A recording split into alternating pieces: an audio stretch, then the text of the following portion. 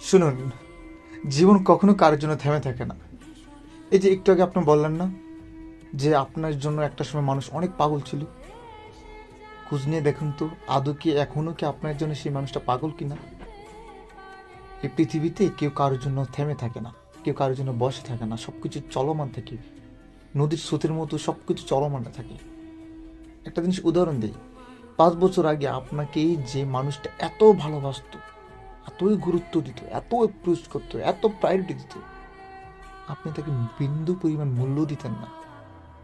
এই যে আপনার ভালোবাসা, যে আপনার যে মূল্যহীন যে ভালোবাসাটা ওর প্রতি, যে একটা শূন্যস্থান ক্রিয়েট হয়েছে ওর মধ্যে, যে মানুষটা আপনাকে এত ভালোবাসতো তার মধ্যে একটা শূন্যস্থান ক্রিয়েট হয়েছে আপনার ভালোবাসা না পাওয়াতে, ফাঁকা স্থান তৈরি হয়েছে। এই ফাঁকা স্থানটা কি সারা জীবন থাকবে? ইম্পসিবল। ঠিক কেউ না কেউ এসে ঠিক কোনো না কোনো উপায়ে তাকে ভালোবেসে কেউ নাকি তার ফাঁকা স্থানটাকে পূর্ণ করে দেবে। আপনার কথা কিন্তু এখন আর তারপর আর মনে রাখবে না। সেম, আপনি যেমন কারোর জন্য কাঁদবেন না সারা জীবন, ঠিক কেউ আপনার জন্য সারা জীবন কাঁদবে না।